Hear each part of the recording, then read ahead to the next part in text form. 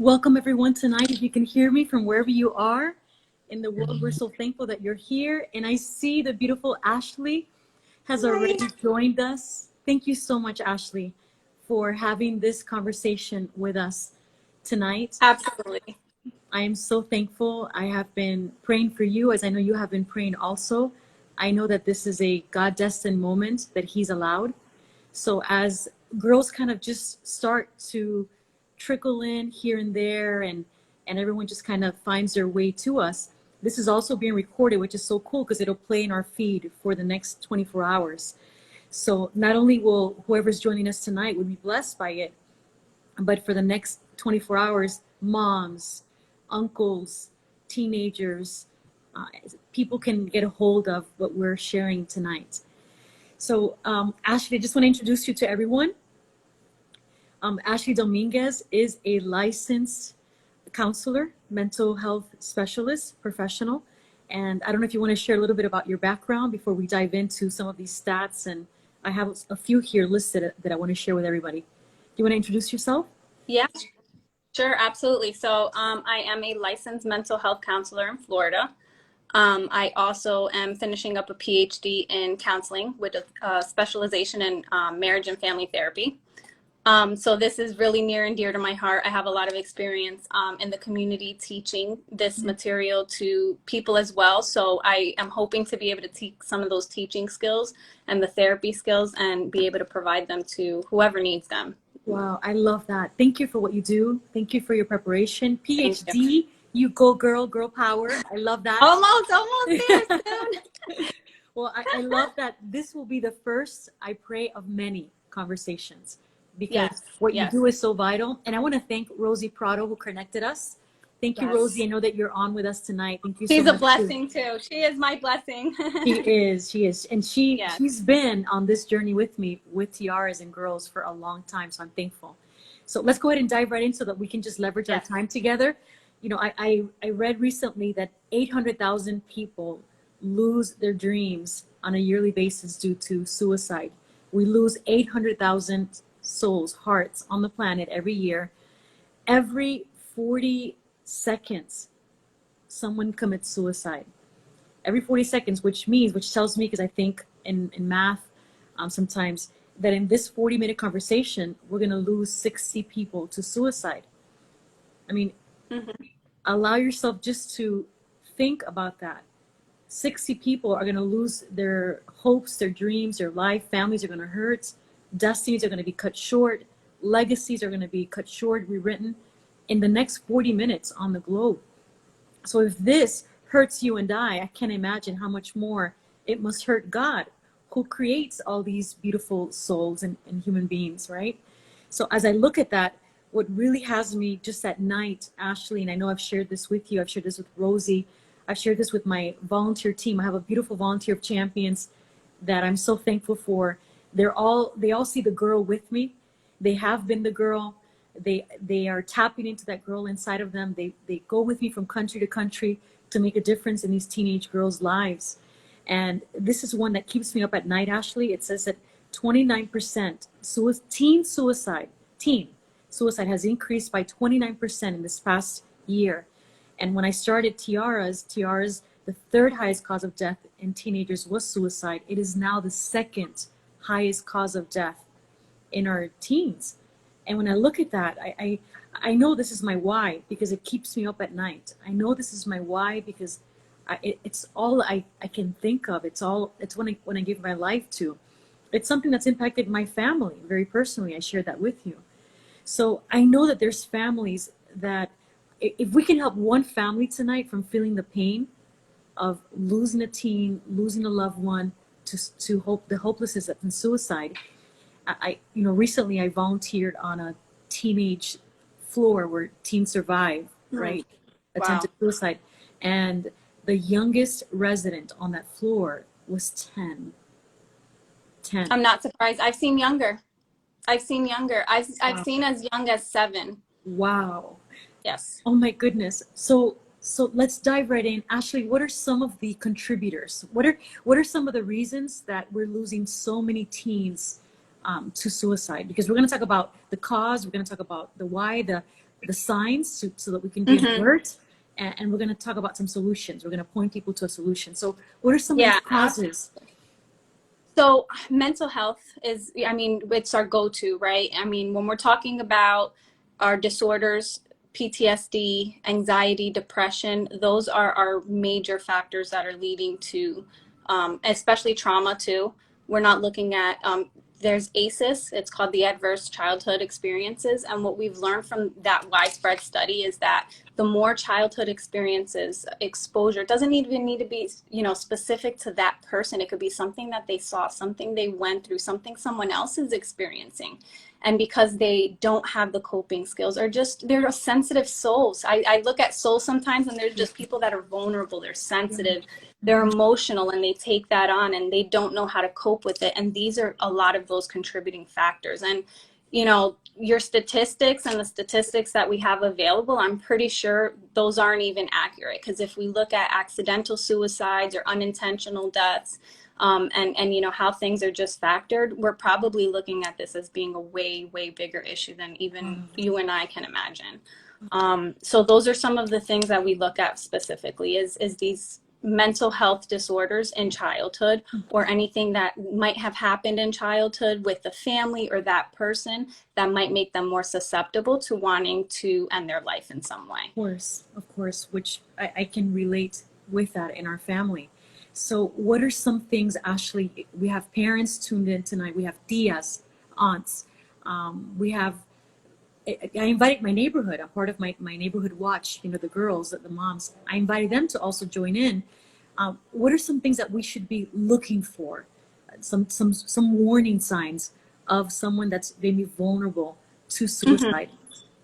So definitely we want to look for talks of it. You know, are they making any comments about like, oh, I just better not be, you know, sometimes we brush those things off. I don't want to be here, or I'd be better off dead. And that's one of the biggest things that parents and teens struggle with, is when to take it serious, right? So knowing that it's not a joke, but also knowing how to be open and normalize it. Because here's another thing that I see personally with, you know, people I work with and what I've worked with, is that they turn around and they go, well, just because I, you know, am having a bad day or I say stuff like that doesn't mean I want to die. So we have that very, you know, thin borderline of when to take it serious and when not to. So we want to look for these signs, you know, are they depressed? Are they isolating?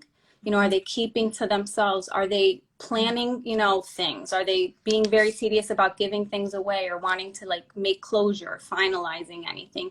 Those are signs that we want to be very wary of, because those are signs that they're trying to like not be a burden or leave a mess for survivors. So those are definitely like big signs we want to pay attention to, because we want to try to prevent them from, you know, making these plans, or at least interfering and intervening for them. Right. So those are some of the warning signs. I mean, means, you know, we always want to make sure for means, you know, do they have anything that's accessible to them? Right. You know, some of those things we have to look at first and foremost is people get scared to talk about this, right? They don't want to scare people, so they don't want to bring it up. One of the things I noticed when looking for resources that people are having is there's not any. If you look up, you know, coping skills right now on Pinterest or even on Instagram, you'll get like cool little infographics. If you do that for suicide prevention, there's not any. Wow. You will get just you know, even on Pinterest or anything like that. Why? Because people, again, they're scared to talk about this. So normalizing it, making it okay for people to come to you and kids to talk about it is the most important thing, and not scaring them away. Yeah. One of the biggest things is that fear, right? Of also, is somebody going to institutionalize us? Right. Kids don't want to be institutionalized. They don't want, and that's a parent's first instinct, right? Is, do I have to take my child to the hospital because they want to make sure that they're preventing it? Right. So first to sit down is probably ask them, you know, commend them for coming to you. Keep it short, right? And just ask them, I would suggest first and foremost, do you want to talk to me, or is there someone else that you want to speak to? And not having any judgment or guilt or, you know, ego that they might not want to open up to you. Not now. It's better that they open up to someone than not anyone at all, and then they hurt themselves. or unintentionally hurt themselves, because that's the other thing, is that a lot of suicide is unintentional. Yeah, that's true. I was speaking today to a suicide survivor. Thankfully, she survived, right? And she shared even just some of the shame that's involved in that when you survive, right? Some of the anger, the shame, the counseling that's needed after you survive. And in talking even to, I think it was either Rosie or yourself, so many Latin families, you know, I'm Latina, of course, so it's where I grew up. So many Latin families are just, counseling is so taboo, and counseling is just not what we do. You know, we try to either pray it away or put some oil in it, or brush it under the rug. But it's so important that we let their voices be heard, that they feel safe enough to speak to someone. You know, I believe in what you do. I believe, like I shared with you, I believe in ministry with the mind, the heart, and the soul. You know, that combination. But as you were speaking, I wrote the word trauma down, because I think that there's people tonight that maybe have someone in their eyesight that maybe they're not displaying yet suicidal signs, but they're displaying signs of trauma. You said that most suicides happen because of trauma in your childhood, right? Which we can, most of us unfortunately can relate with some kind of trauma in our childhood. So I know I can share 2 or 3 signs that I visibly have seen. What signs should we be looking for as far as this person's in trauma? This is what they're exhibiting, something tangible that parents. Well, why don't you tell me your 3 signs, so that way we kind of see what's the general. Okay, yeah, I can attest to seeing a drop in grades, going from an A student to an F student. That's number 1. To even dropping out, and you're like, what is happening? This is not you. They withdraw, hatred towards a specific gender, or hatred towards your parents, resentment. It's spewing, it's just coming out, and that's a sign of trauma. Something has occurred, and the way that they bring it out is just, you know, through they're in the anger stage. Not eating well, right? So those are things that I can tangibly remember. The grades is a huge one that, you know, yes. So those are definitely, you know, not grooming, not taking care of themselves. That comes from anxiety, that comes depression, you know, sleeping too much, not sleeping at night. Yes. You know, those are little things that too, we're like, probably parents are going to be like, well, that's every teenager. And you're right. But you want to look for when is there significant changes? And then when are you seeing this other stuff, like the grade slipping, the anger, impulsivity, you know, anything like that. Those are now warning signs, and on top of, this isn't how my child usually behaves. Right. Especially the anger, impulsivity is in teens. We're seeing that is one of the biggest risk factors with suicide, because the thing is, they get so angry, they get so impulsive, right, that they don't have time to think. So they're not thinking before they act upon this urge to, you know, I just want to end things. I just want to numb myself. I want to make this easier. Or they're so upset with themselves that this is the only thing that they feel that they can resort to. So that comes a lot from trauma, because as people go through trauma, especially in childhood, their brain changes. So they're not able to even think through things sometimes. So this is why, you know, we have to look at, how are they making decisions? Are they being rational with the way they make choices? Or, you know, compared to like normal teenage times, these are the signs that we want to look for. Because if we see like significant changes in their decision making, or how quickly they're doing stuff, these are things that are warnings for us. And this is something that we don't see a lot in the, you know, general resources. So good. And see, these are tangibles that I know I've seen, and that maybe we're seeing, and we can get to that teen before they make that step. Absolutely. I wrote down this, Ashley. I know that a lot of this is just, we're having an open conversation. What if someone, thankfully you'll have the teen that voices and maybe comes to a safe place and shares that they're suicidal, but you have that teen that maybe will never be brave enough to share, or vulnerable enough to share, I'm hurting, I'm thinking about suicide, I've planned it out. How can we help a parent or a tia tonight, or a friend tonight, just if they see signs, how should they approach that scenario or that part? That one's a tough one, definitely. I think is, you know, talking about it, you know, starting to normalize it. Like, wow, I never knew so many people, you know, suffered from suicide.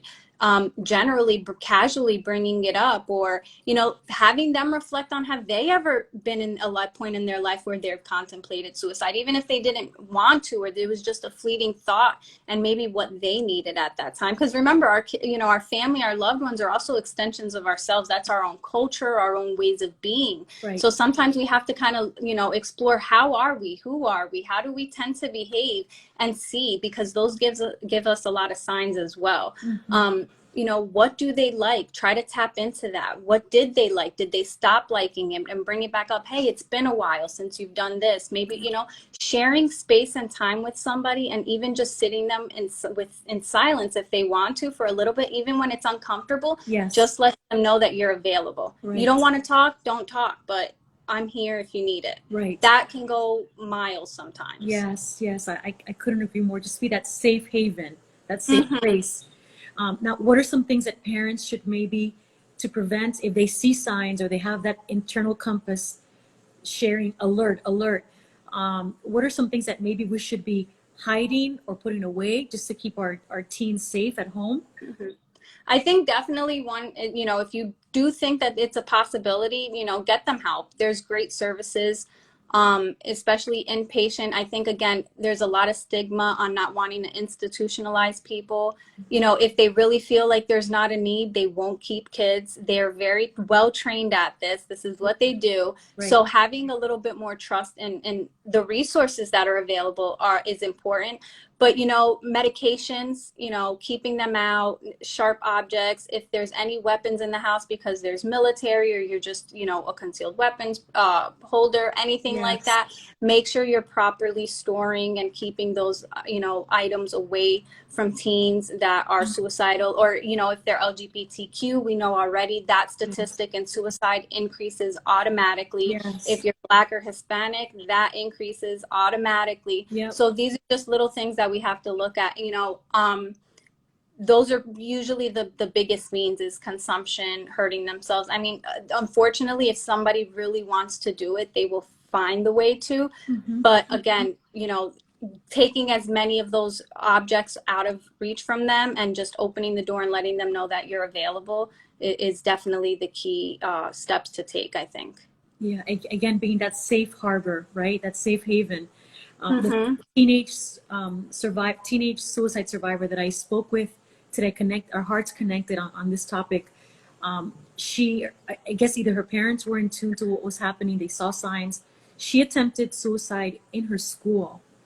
And I thought, Father, they're even vulnerable in our schools, you know, because we have to be so aware and so vigilant. You know, if we're a teacher in the classroom, you are part of the village.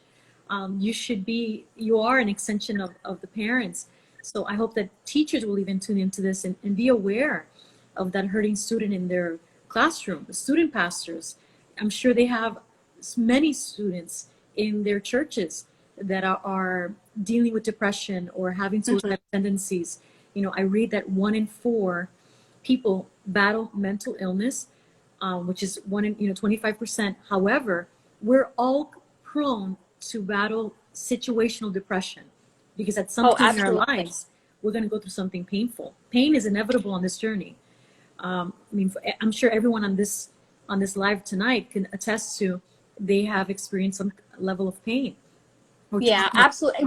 When you first sent me the questions and I read, I think who was vulnerable, my first response when I wrote it down was everyone. I mean, because you look at, okay, first take out heredity and mental health background, but anybody, you know, breakups, relationships, grief and loss, these are all other types of traumas that we were talking about that are going to contribute, you know, community violence, what people are exposed to, hazing, all of these things. Like, these are all things that you don't have to have a mental health disorder or trauma. You could just, you know, be at the wrong place at the wrong time, see something, and that can change somebody's life forever and their outlook.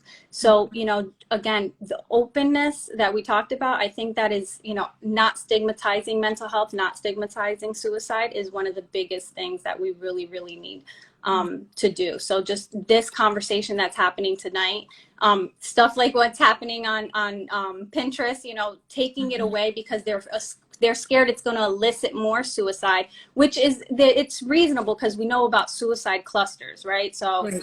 when one suicide happens, especially in teens, the likelihood of another suicide in their friend group happening is high.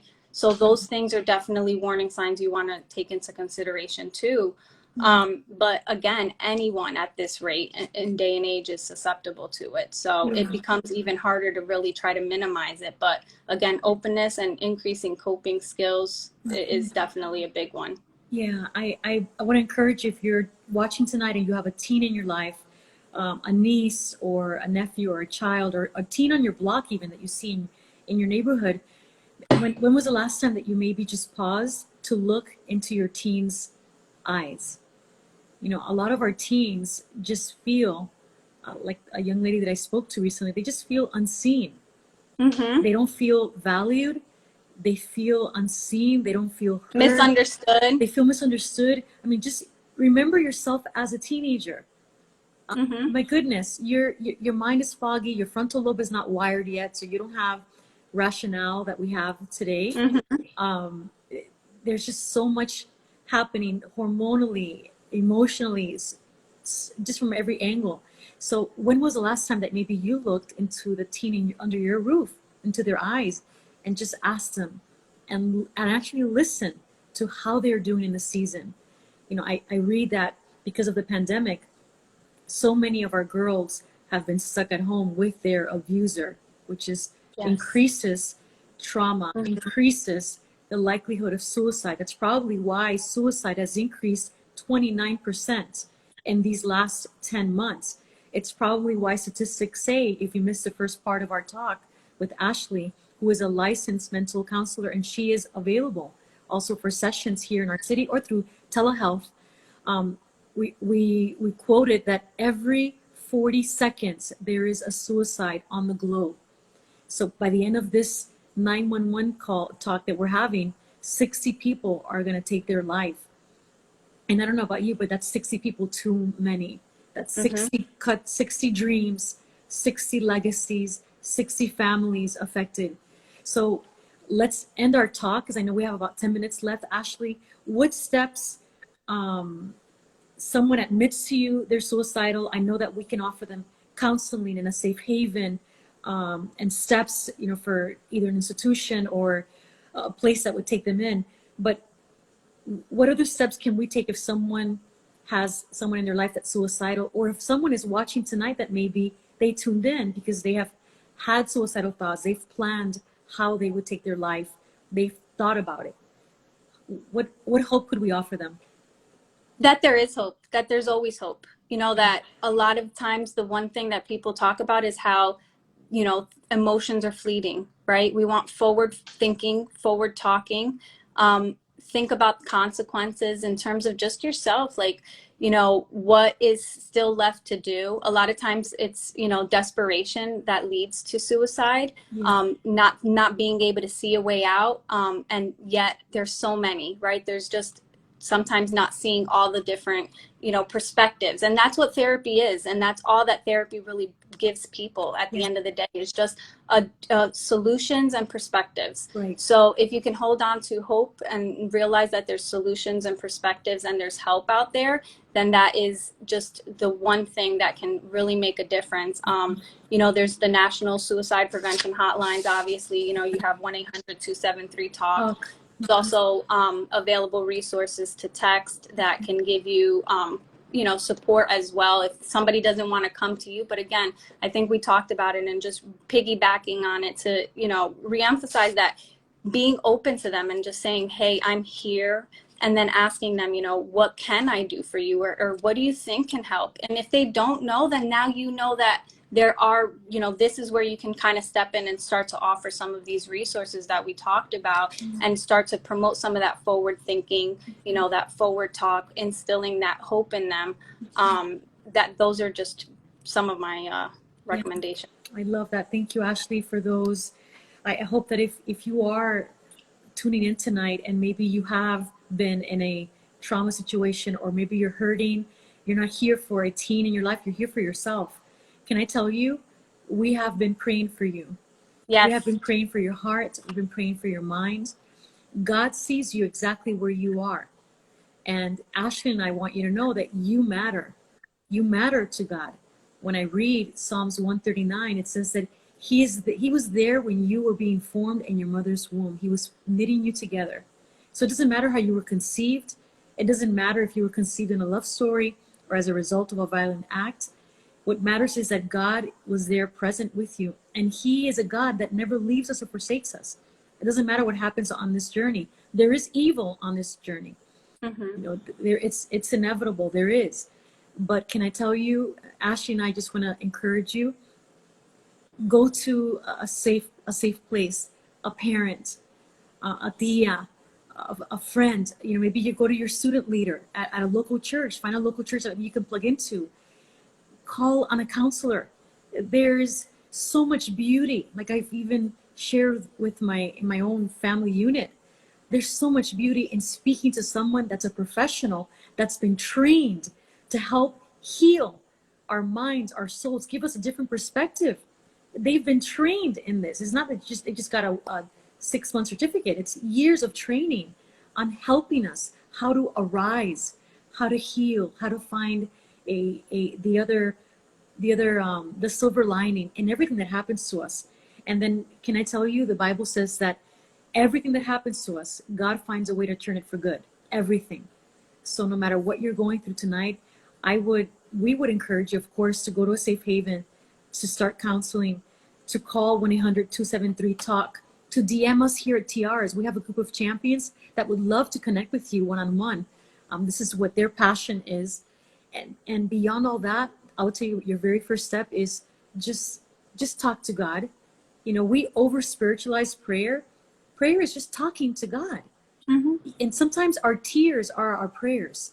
But just tell him how you're feeling. He created you. He knows everything about you. He knows everything about your situation.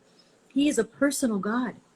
And I really believe that if you just open your heart to him, he will deposit in you and your spirit and your heart words of wisdom, peace. He will lead you. He will surround you with the right people. He will remove people that were not meant to be part of your life and help you move forward. Pain can either paralyze you and I, or pain can propel us forward. And I believe that I've lived it. So as we wrap up, Ashley, we have 2 minutes left exactly. What could we say in these last 2 minutes to these beautiful hearts? We have 2 minutes left. That, you know, stay away from judgments and guilt and shame, because it is, you know, just talking back on what you were saying, I mean, that is one of the biggest things too, that the only thing that separates real clinicians sometimes from other people is this: we learn how to be less judgmental. We don't judge. If you think that you've been through something, or like you're going to be judged, I mean, the things that we truly hear, I mean, sometimes people go, oh, you're going to think I'm crazy if I tell you this. And we look at them and we're like, you know, I've heard way crazier, or, you know, so we're not here to judge. People are not always going to judge you. There are kind people out there, even though sometimes it seems like it's hard, and it's, you know, there are a lot of wicked people. There are some good people out there. They're willing to listen. They're willing to help. Just give them a chance and see what happens. That's it. Would you share with them because you take telehealth clients, right? Would you share with them either your email, or how do they get into contact with you, for instance? Sure. So yeah, you can either DM me. Counselor Care is the facility. That's our company name here in Florida, and you can look us up and get in contact with us through there. I love it. Thank you. Thank you so much. Thank you for having me. Thank you for doing this. Someone just put in the chat earlier, we should do this in Spanish. So I don't know if you're bilingual. Yes, okay. I am. So maybe we need to repeat this in Spanish for our Latin folks. But definitely, thank you for your heart. Thank you for your preparation. Thank you for what you do for our girls, for our families. I commend you. I honor your the brave girl inside of you, because I'm sure it is exhausting. And again, if you are in any way hurting, DM us. You can always call 1-800-273-TALK. And on Tiaras, we always post the text line where you are also safe. But don't do it alone. We're not meant to do life alone. We love you guys. Have a great night. Thank you, Ashley, again. Thank you. Bye. Thank God bless. you. Bye.